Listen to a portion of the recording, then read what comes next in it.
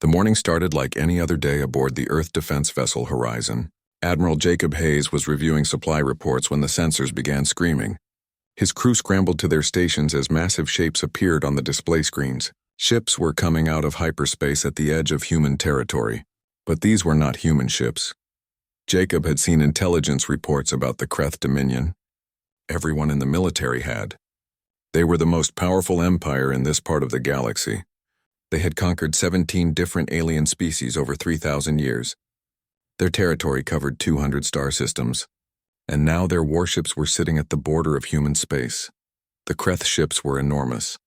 Each one made the Horizon look like a child's toy. Jacob counted 12 of them, all in perfect formation. They just sat there in space, waiting. The silence on the bridge was heavy. Everyone knew this was bad. Lieutenant Katie Morris broke the silence first. She was the tactical officer, young but smart. Her voice was steady even though her hands were shaking slightly. "Sir, should we hail them?" Before Jacob could answer, a message came through. The communications officer put it on the main speakers. A deep voice filled the bridge, speaking perfect English with a strange accent that made every word sound like a threat. "Primitive species of Sol 3. You have been assessed by the Kreth Dominion. Your territory contains resources that we require. Your technology is insufficient. Your military capability is negligible. You will comply with the following terms immediately." Jacob felt his stomach tighten. He knew what was coming. "You will surrender all military vessels to Kreth control. You will dismantle all colonies beyond your home system. You will prepare your population for integration into the Dominion as a labor class. This is not a negotiation. This is an instruction. You have 10 of your solar rotations to signal your compliance. If you refuse, you will be reduced to pre-industrial status. Your cities will burn. Your people will serve. Compliance is survival. Resistance is extinction." The transmission ended. The bridge was silent again. Jacob looked at his crew. Some looked angry. Some looked scared. Most looked like they could not believe what they had just heard. Katie spoke again. "Sir, their ships are just sitting there. They are not moving. They are waiting for our response." Jacob nodded slowly. His mind was racing through options. Every report about the Kreth said the same thing. They had never lost a war. Every species that fought them was destroyed within months. The Kreth had weapons that could crack planets. They had shields that could stop anything humans could throw at them. They had thousands of ships, but Jacob also knew something else. He knew that humans did not do well with ultimatums. "Get me a direct channel to Earth Command," he said. "And wake up President Dale Nixon. I do not care what time it is. He needs to hear this recording right now." The next few hours were chaos. Messages flew back and forth between Earth and every human colony in space. The video of the Kreth ultimatum was shown on every news channel. People were terrified. Some were calling for immediate surrender. Others were demanding that humanity fight back. On Earth, the United Nations Assembly held an emergency meeting. Every nation sent representatives. The chamber was packed. Ambassador Helen Price from the North American Union stood at the podium. She was an older woman with gray hair and sharp eyes. She had negotiated peace treaties and trade agreements for 30 years. But this was different. "We all saw the message," Helen said. Her voice echoed through the chamber. "We all know what the Kreth are demanding. They want us to give up everything we have built. They want us to stop exploring space. They want us to become their slaves. The question we face is simple. Do we kneel or do we stand?" Arguments broke out immediately. The delegate from the Asian Federation stood up. "We cannot fight them. Look at their ships. Look at their history. Every species that resisted was wiped out. We have children. We have families. We have cities full of people who want to live. Surrender means survival," another delegate shouted back. "Surrender means slavery. Our children will grow up in chains. Is that the life you want for them?" Helen let them argue for a while. Then she raised her hand for silence. "I understand the fear. I feel it too. But I also know something about humanity. We have faced extinction before. We have faced empires that wanted to crush us. And every single time we survived by refusing to give up. The Kreth think we are weak. They think we will fold. Maybe that is their mistake." The debate went on for hours. Finally, they voted. Every single nation voted the same way. It was unanimous. Humanity would not surrender. Helen sent the message to Jacob herself. When he received it, he read it to his crew. Official response from Earth to the Kreth Dominion ultimatum. Humanity declines your terms. We will not surrender our ships. We will not abandon our colonies. We will not become your slaves. If you want our systems, you will have to take them, and we will make you bleed for every inch. Katie looked at the Admiral. Sir, they will come back with everything they have. We cannot win this fight. Jacob smiled, but it was not a happy smile. It was the smile of someone who had made peace with a hard choice. Maybe not, but the Kreth have conquered a lot of species. They are used to enemies who fight the way they expect. Big fleets, honorable battles, direct confrontation. We are not going to give them that. We are going to fight dirty. We are going to fight smart. And we are going to make them regret ever hearing the word human. He turned to his crew. Send orders to all Earth Defense Forces. Evacuate non-essential personnel from border colonies. Hide our ships. Prepare ambush points. And get our engineers working on every dirty trick they can think of. The Kreth are coming back in 10 days expecting an easy fight. Let us give them a surprise instead. On the Kreth flagship far away, War Master Theknor received the human response. He read it and laughed. It was a harsh sound, like rocks grinding together. Foolish creatures. They choose extinction. Very well. Prepare the war fleet. In 10 days, we will return and show them the price of defiance. The humans will learn what every other species learned. The Kreth Dominion does not lose wars. But as he gave orders to his fleet, Theknor made an assumption. He assumed that humans would fight like every other species he had conquered. He assumed they would follow the rules of war as he understood them. He assumed that technology and numbers were all that mattered. He was wrong. 10 days passed faster than anyone wanted. The Kreth returned exactly on schedule because they were nothing if not precise. Their war fleet was massive. 50 capital ships emerged from hyperspace near the human colony of New Arizona. Each ship was a monster of metal and weapons. They arranged themselves in perfect formation, ready to begin the conquest of humanity.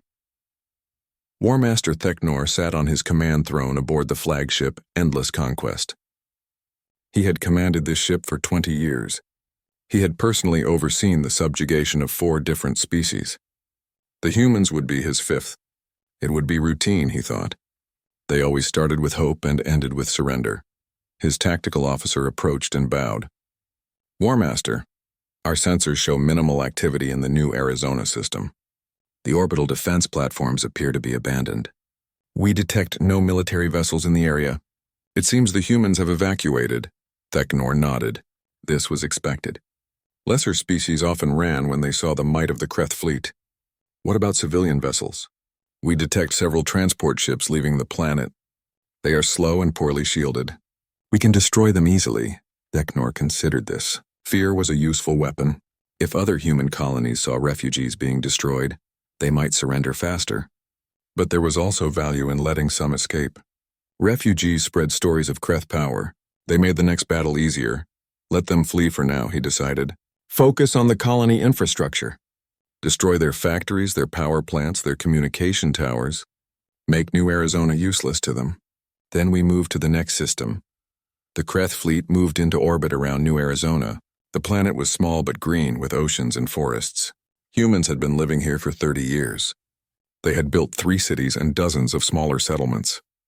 All of that was about to end. The Kreth ships powered up their weapons. Energy readings spiked across the fleet as massive plasma cannons prepared to fire. This was the moment that had destroyed the hopes of 17 species before humanity. Then everything went wrong for the Kreth. The abandoned orbital platforms suddenly lit up with power. They were not abandoned at all. Humans had been hiding inside them, waiting in the cold and dark for days. Now they activated every system at once. The platforms were not normal defense stations. They were enormous railguns designed to throw metal slugs at incredible speeds. At the same moment, the fleeing transport ships dropped their disguises. They were not transports. They were attack frigates covered in sensor-blocking panels to make them look slow and harmless. Their hulls opened to reveal missile pods. Hundreds of missiles launched at once. Captain Ryan Foster commanded the attack from the light carrier Defiance. His ship had been hiding behind one of New Arizona's moons. Now it came around at full speed, fighters launching from its bay like angry hornets. All units, weapons free, Ryan said calmly into the communication channel. Show these invaders what happens when you underestimate humanity. Hit them hard. Hit them fast. Make them hurt. The space around New Arizona turned into hell. The railgun platforms fired their massive weapons in sequence. Each slug was just metal. Nothing fancy, but they hit with the force of small nuclear bombs. The Kreth shields were designed to stop energy weapons like plasma and lasers. They were not ready for solid projectiles moving at relativistic speeds. The first Kreth dreadnought took 3 railgun hits in 5 seconds. Its shields flickered and failed. The 4th hit punched straight through the armor and detonated the ship's reactor. The explosion was bright enough to see from the planet below. The missiles arrived seconds later. The Kreth tried to shoot them down, but there were too many. They came from every direction. Some were decoys designed to waste ammunition. Others were real, carrying warheads that could crack heavy armor. The Kreth fleet started taking serious damage. Theknor roared orders from his command throne. All ships, combat formation. Return fire. Find their command ship and destroy it. His crew scrambled to respond. The Kreth were professional soldiers. They had trained for centuries. Slowly, the fleet began to organize. Their superior shields and armor started to matter. They began shooting back with devastating accuracy. Ryan watched 2 of his frigates explode under Kreth fire. All ships execute scatter pattern. Do not stay still. Keep moving. Keep firing. The battle lasted 20 minutes. It felt like hours. The Kreth had better weapons and stronger ships. In a fair fight, they would win easily. But this was not a fair fight. The humans had ambushed them. They had used surprise and deception, and they had prepared the battlefield to favor their strengths. When Theknor finally ordered a retreat, he had lost 11 ships. 11 capital ships that had survived dozens of battles against other species, destroyed by primitive humans with crude weapons and dirty tactics. His remaining ships jumped into hyperspace, leaving wreckage and bodies behind. The humans had lost 4 frigates and 1 orbital platform. It was a lopsided victory. On the Defiance, Ryan's crew was cheering. Katie Morris, who had transferred to his ship for the battle, was grinning despite the exhaustion. We did it. We actually did it. We beat them. Ryan did not smile. He was looking at the reports of casualties and damage. We surprised them. That only works once. Next time they will be ready. They will come back with more ships and better tactics. This was not a victory. This was a warning shot. We just told them that humanity will not be easy prey. Back on Earth, news of the battle spread fast. People celebrated in the streets. The impossible had happened. Humanity had defeated the Kreth in open combat. Admiral Jacob Hayes watched the celebrations on his screen and felt the same worry that Ryan felt. They will be angry now, he said to Helen Price, who had come to the military headquarters. We embarrassed them. They will not make the same mistakes again. The next attack will be worse, Helen nodded. Then we need to be ready. We need more ships, more weapons, more tricks. Because you are right. This was just the first round. The real war is about to begin. On the Kreth homeworld, War Master Theknor knelt before the High Council. They were ancient beings who had ruled the Dominion for centuries. They did not tolerate failure. You lost 11 ships to primitives, one council member said. The words dripped with contempt. You told us this would be simple. You told us humans would surrender or die quickly. Theknor kept his head bowed. They fought dishonorably. They used deception and cowardice. They did not face us in open battle, and yet they won, another council member said. Honor means nothing if you are dead. You are relieved of command. We are sending 3 full battle fleets to human space, 400 ships. We will crush every human colony. We will burn their homeworld. And we will show the galaxy what happens when someone defies the Kreth Dominion. Theknor said nothing. He simply bowed and left. But inside he felt something he had not felt in years. Doubt. The humans had done something no other species had managed. They had made the Kreth bleed. And if they could do it once, maybe they could do it again. Maybe humanity was more dangerous than anyone realized. The Kreth response was exactly what everyone expected. 3 massive battle fleets arrived in human space over the next 2 weeks. Nearly 400 warships spread across a dozen systems. It was the largest military force the Kreth had assembled in 2 centuries. They came expecting organized resistance. They came ready for big fleet battles at strategic colonies. They found something completely different. The human fleets had scattered. There were no major defensive positions, no heroic last stands at important worlds. Instead, the Kreth found themselves fighting ghosts. Human ships would appear, strike fast, and vanish before the Kreth could respond. Supply convoys were attacked by small groups of destroyers that jumped away before help arrived. Scout ships went out on patrol and never came back. Communication relays were sabotaged by ships that appeared from nowhere. Admiral Jacob Hayes had ordered this strategy personally. He called it asymmetric warfare. The Kreth called it cowardice, but it was working. Every day, the Kreth had to assign more ships to guard their supply lines. Every patrol had to be larger to survive. Every convoy needed warship escorts. The Kreth had more ships, but they were spread thin trying to protect everything. Captain Melissa Carter commanded a wolf pack of 6 destroyers that had been operating behind enemy lines for 3 weeks. Her ships were small and fast. They would jump into a system, launch every missile they had at a target, and jump out before the Kreth could shoot back. Her crew was exhausted.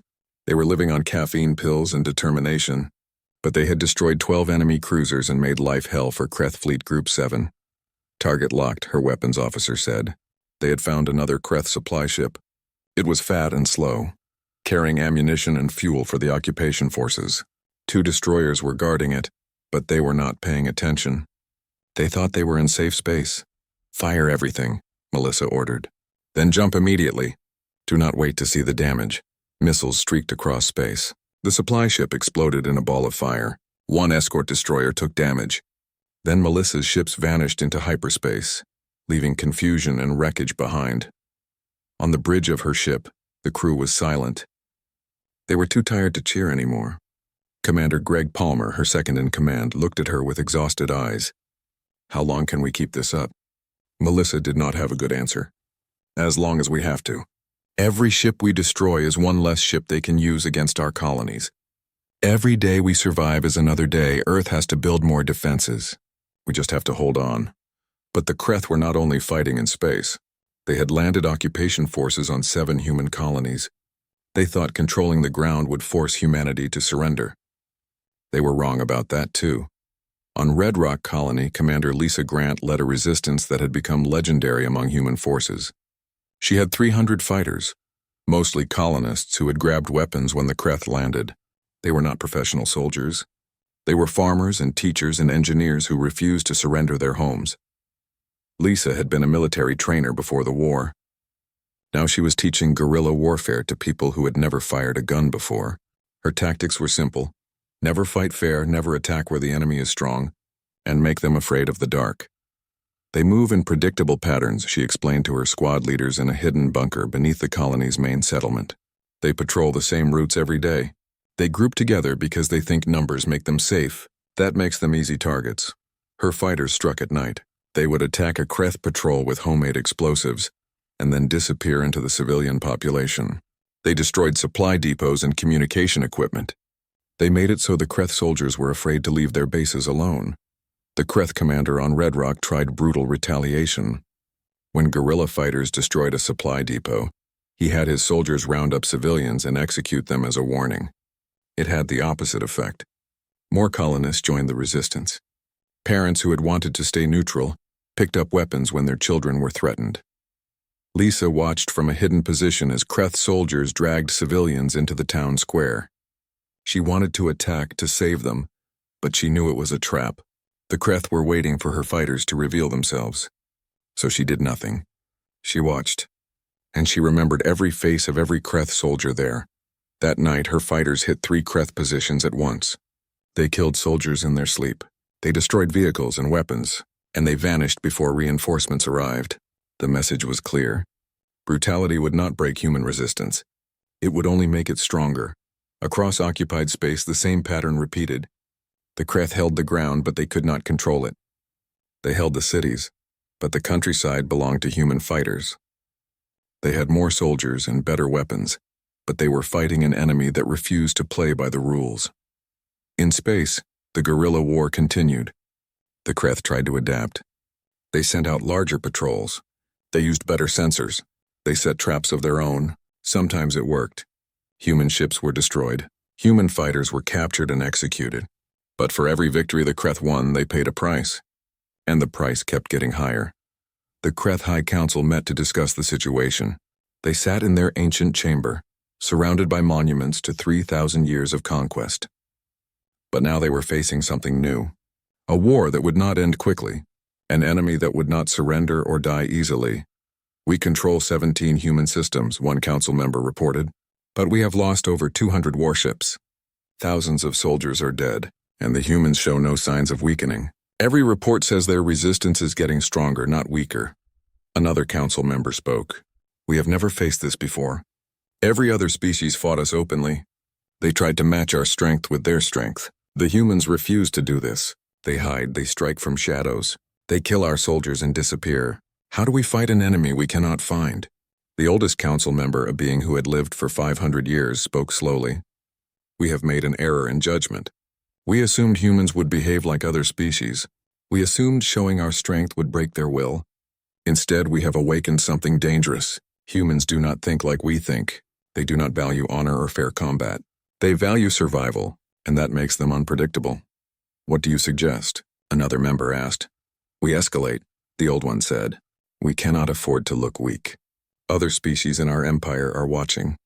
If humans can resist successfully, others might try. We must crush humanity completely. Bring more fleets. Burn their colonies to ash. Make an example so terrible that no one will ever resist us again." The council agreed. Orders went out to assemble the largest Kreth military force in history. They would bring 1,000 ships to human space. They would reduce Earth itself to rubble if necessary. Humanity would surrender or humanity would die. But as these orders were being given, something was happening that the Kreth did not expect. Their subject species, the aliens they had conquered long ago, were starting to pay attention. For centuries, these species had believed the Kreth were invincible. Now they saw humans fighting back successfully. They saw the great Kreth dominion bleeding. In secret meetings on a dozen worlds, the conquered species began to talk about rebellion. About freedom. About following humanity's example. The Kreth did not know it yet, but their attempt to crush humanity was planting seeds that would eventually destroy their entire empire. Admiral Jacob Hayes received intelligence reports about Kreth fleet movements. They were gathering ships from across their territory, bringing them all to human space. It was going to be the biggest battle in history. "We cannot win that fight," Katie Morris said, reading the same reports. "Even with our tactics, we cannot beat 1,000 ships." Jacob nodded slowly. "You are right. We cannot win that fight, so we are not going to fight it. We are going to do something the Kreth will never expect. We are going to attack them where they think they are safe. We are going to strike at their home." 6 months into the war, the situation looked bleak for humanity on paper. The Kreth controlled 17 human colonies. They had landed occupation forces on 8 worlds. Their fleets dominated human space. But the numbers did not tell the whole story. The Kreth had paid a terrible price for their conquests. Over 200 warships destroyed. Thousands of soldiers killed. Supply lines stretched thin across hostile territory. Admiral Jacob Hayes stood in a secure bunker deep under the surface of Luna, Earth's moon. Around him were holographic displays showing the entire war theater. Red markers showed Kreth positions. Blue markers showed human forces. There was a lot more red than blue, but Jacob was not looking at those markers. He was looking at something else, a star map showing the Kreth home system deep in enemy territory. "We have bought time," he said to his assembled staff. 6 months of time. But time for what? We cannot beat them through small attacks forever. They have too many ships, too many resources. Eventually they will adapt to our tactics. Eventually they will overwhelm us. We need something bigger, something that changes everything. Colonel Nathan Price, head of military intelligence, stepped forward. He was a thin man with tired eyes. He had not slept more than 4 hours a night since the war started. "We do not need to beat them everywhere. We just need to beat them where it counts. Their home system." The room went silent. Everyone turned to look at Nathan. Major Amy Sullivan, the strategic planning officer, spoke first. "That is suicide. Their home system is protected by their reserve fleet. Intelligence says at least 1,000 warships. We would need to punch through that with everything we have, and we would still lose." Nathan pulled up a new display. It showed the Kreth Empire, all 200 systems. "Unless they move those ships somewhere else. Look at what is happening. The Kreth have subject species on dozens of worlds, species they conquered centuries ago. Those species are watching this war. They see humans fighting back. They see the Kreth bleeding. Intelligence reports show growing unrest across the Kreth Empire." Jacob saw where this was going. You want to start rebellions? Make the Kreth worry about losing control of their empire? Nathan nodded. The Kreth High Council is already paranoid about it. If we can push them over the edge, make them believe their empire is about to collapse, they will strip defenses from everywhere to maintain control, including their home system. Amy was shaking her head. That is a huge gamble. What if they do not take the bait? What if they keep their home fleet in place? Then we are no worse off than we are now, Nathan said. But I think they will move. The Kreth have ruled through fear for 3,000 years. If that fear breaks, their whole empire breaks. They cannot allow rebellions to succeed. They will send ships to crush any uprising, even if it means leaving their home vulnerable. Jacob studied the maps for a long moment. It was insane. It was also the only real chance they had. Do it. Get our special operations teams ready, and find me every ship we can spare. We are going to need them all. Over the next month, human special forces teams carried out the riskiest missions of the war. Small ships with stealth technology slipped past Kreth patrols deep into enemy territory. They landed on worlds that had been conquered long ago. Worlds where alien species lived under Kreth rule. Lieutenant Danny Cooper led one of these teams to a world called Thresh. The natives were a species that looked like tall reptiles with 4 arms. The Kreth had conquered them 400 years ago. Since then, they had worked in Kreth factories and mines, building the empire that enslaved them. Danny and his team met with Thresh resistance leaders in a hidden cave outside the capital city. The aliens were cautious at first. Humans were new to the galaxy. Why should they trust them? We are not asking you to trust us, Danny explained through a translator device. We are asking you to fight for yourselves. The Kreth think they are invincible. We are proving they are not. But we need your help. If you rise up, if other conquered species rise up, the Kreth will have to divide their forces. That gives us all a better chance. The Thresh leader, an old reptile with scars covering his scales, studied Danny carefully. You are asking us to die. The Kreth will slaughter us if we rebel. They might, Danny admitted, but they are going to slaughter some of you anyway. That is what occupiers do. At least this way you die fighting for freedom instead of living as slaves. And if we succeed, if we break the Kreth Empire, you get your world back. Danny's team left weapons and training materials. They taught the Thresh how to make improvised explosives, how to sabotage Kreth equipment, how to fight a guerrilla war. Then they moved on to the next world. Across the Kreth Empire, the same scene played out on dozens of planets. Human special forces teams became teachers and suppliers for alien rebellions. They were planting seeds that would grow into fire. The first rebellion broke out on a mining world called Korgath. The miners attacked their Kreth overseers with crude weapons and took control of 3 major facilities. The Kreth garrison was overwhelmed before they could call for help. The Kreth High Council received the news with rage. One rebellion they could crush easily, but the reports kept coming. Another rebellion on Thresh, another on a factory world, another on an agricultural planet. Within 2 weeks, 7 worlds were in open revolt. This is human interference, one council member snarled. They are trying to destabilize our empire. Then we will show them the price of interference, another replied. Send fleets to every rebellious world. Crush the uprisings with overwhelming force. Make examples that will terrify any others who think about rebellion. Orders went out. Kreth warships pulled away from the front lines with humanity. They pulled away from reserve positions. They even pulled ships from the home system defense fleet. The Kreth could not allow their empire to crumble. They had to maintain control. Admiral Jacob Hayes watched the intelligence reports with grim satisfaction. The Kreth were moving exactly as predicted. Their home system defense was down to 200 ships. Still a lot, but not impossible. He assembled every available human warship for the mission, 80 ships total. It was everything humanity could scrape together. Carriers, destroyers, frigates, even some converted civilian vessels with weapons bolted on. Against 200 Kreth ships, it was still a suicide mission. But Jacob had one more trick. Human engineers had been working around the clock on a special project. They had built thousands of automated drone ships. These were crude vessels with no crew, just basic engines, basic sensors, and lots of missiles. They were programmed to fly straight at enemy ships and explode. Katie Morris looked at the fleet roster and felt sick. Sir, even with the drones, we are outnumbered badly, and we have to get past their defenses to hit any meaningful targets. The casualties will be enormous. Jacob knew she was right. He looked at the men and women who would crew these ships. Many of them would not come back. I know, but this is our shot. If we sit here and play defense, we lose slowly. If we strike at their heart, we might just break them. The Kreth have never been attacked at home. They think they are safe there. Let us show them that nowhere is safe. Let us show them what happens when you threaten humanity.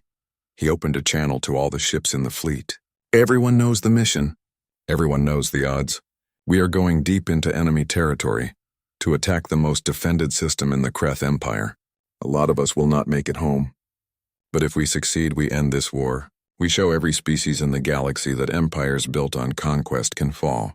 We show the Kreth that humanity will never surrender. We show them that threatening us was the biggest mistake they ever made.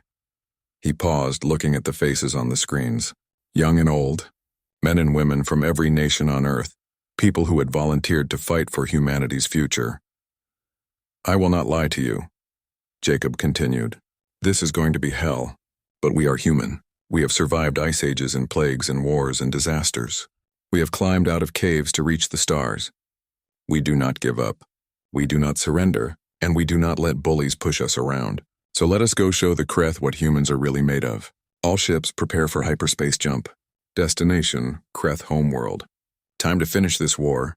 The fleet jumped into hyperspace, leaving human space behind. They were heading into the heart of enemy territory, heading toward a battle that would decide the fate of humanity. The Kreth had challenged the wrong species. Now they were about to learn that lesson the hard way. The human fleet dropped out of hyperspace at the edge of the Kreth home system, and immediately every alarm on every ship started screaming. The Kreth defense fleet was there waiting. 200 warships arranged in defensive positions around their homeworld. It should have been 1,000 ships, but the Kreth had pulled most of their fleet away to deal with rebellions. Still, 200 against 80 were terrible odds. Admiral Jacob Hayes stood on the bridge of his flagship and felt his stomach tighten. This was it. Everything came down to the next hour. All ships maintain formation. Launch the drones on my mark. War Master Krelvis commanded the Kreth home defense from his massive dreadnought. He saw the human ships appear and felt confusion. Why would humans attack here with so few ships? It made no sense. Then his sensors detected something else. Thousands of smaller contacts appearing from hyperspace. His confusion turned to alarm. What are those? He demanded. His tactical officer studied the sensors. They appear to be automated vessels. No life signs. They are heading straight for us at attack speed. Krelvis understood immediately. It is a drone swarm. They are trying to overwhelm us with numbers. All ships engage the drones. Destroy them before they reach our lines. The Kreth fleet opened fire, space filled with plasma bolts and laser beams. Drones began exploding by the dozens. But there were thousands of them and they kept coming. The Kreth had to focus all their weapons on the swarm. That was exactly what Jacob wanted. Now, all ships full speed. Get around their fleet while they are distracted. Head straight for the planet. The human fleet split into 3 groups and accelerated hard. They curved around the massive battle between the Kreth and the drone swarm. The Kreth realized the trap too late. By the time Krelvis ordered ships to pursue the humans, they had already slipped past the main defense line. Katie Morris was piloting a bomber now. She had volunteered for the most dangerous mission of all. Her squadron of 30 bombers was heading straight for the Kreth Orbital Command Station. It was a massive structure that had stood for over 1,000 years. It coordinated all Kreth military operations across their empire. If it fell, the entire Kreth military would be blind and paralyzed for days or weeks. 30 seconds to target, she told her squadron over the radio. Stay in formation. Watch for point defense fire. We only get one run at this. The orbital station loomed ahead. It was enormous, bigger than any human building. It bristled with weapons. Those weapons opened fire now, and space around the human bombers became a storm of death. Katie watched 3 bombers explode in the first 10 seconds, then 5 more. The squadron was being torn apart. Do not stop, she shouted into the radio. Keep going. We have to make it count. Commander Paul Jenkins flew wing beside Katie. His bomber took a hit that tore off part of his hull. Alarms screamed, but the ship kept flying. I am still here. I am still flying. Let us finish this. The bombers closed to release range. Katie locked her targeting computer on the station's main power core. It was deep inside the structure, but her bombs were designed to punch through armor. Bombs away. All units, bombs away. 30 bombers had started the run. Only 12 made it close enough to drop their payloads. But 12 was enough. The bomb struck the orbital station from multiple angles. They punched through the heavy armor and detonated inside. For a moment, nothing seemed to happen. Then a section of the station exploded outward. Then another. Then the whole structure came apart in a cascade of explosions that lit up the sky. On the planet below, billions of Kreth watched their symbol of military might die. The orbital command station had stood for a millennium. It had coordinated the conquest of 17 species. Now it was debris floating in orbit, destroyed by a species the Kreth had dismissed as primitive. Katie pulled her bomber away from the destruction. Only 8 bombers from her squadron were still flying. 22 crews were dead, but they had done it. The mission was complete. Admiral Jacob Hayes saw the station explode and allowed himself a moment of hope. Now came the hard part. He opened a channel to the entire Kreth system. Every ship, every planet, every listening station. People of the Kreth Dominion, your military command is destroyed.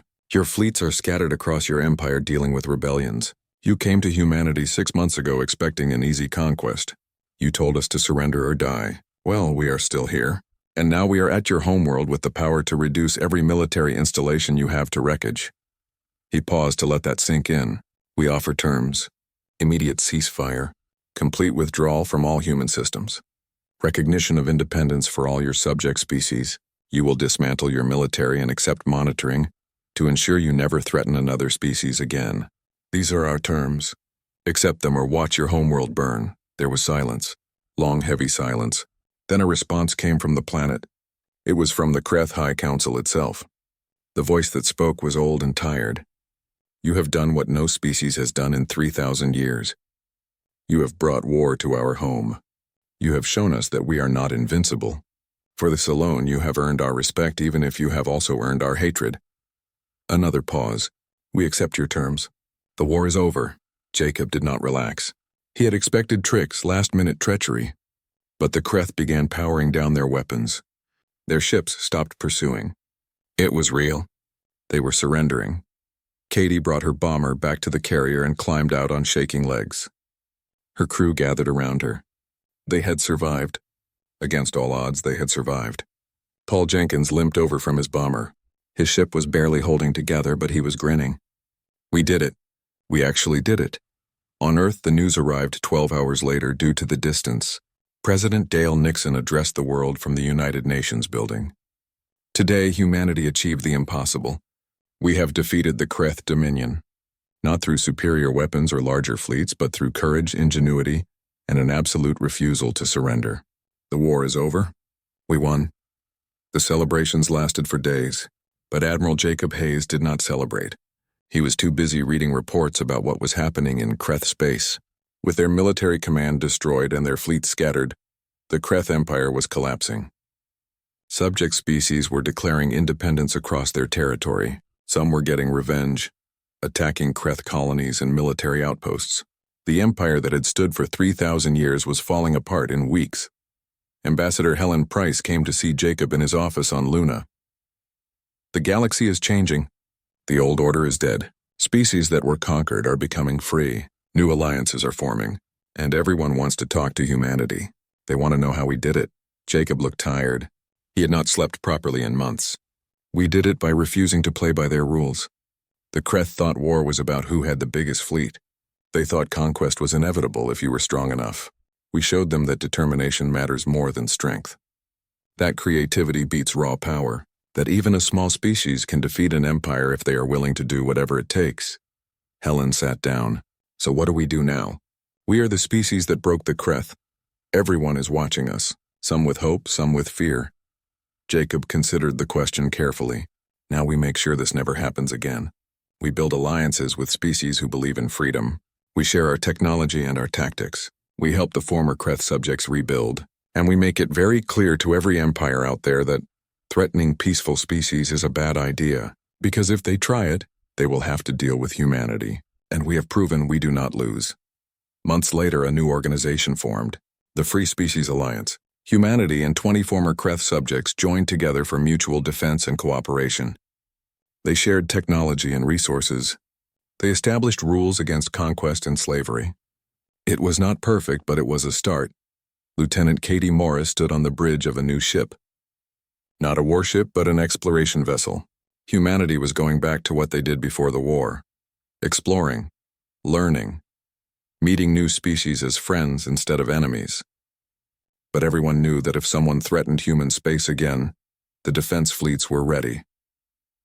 One day, Katie was reviewing historical documents about the war when a young ensign asked her a question. Why do you think the Kreth lost? They had more ships, better technology, 1,000 years of experience. What did we have that they did not?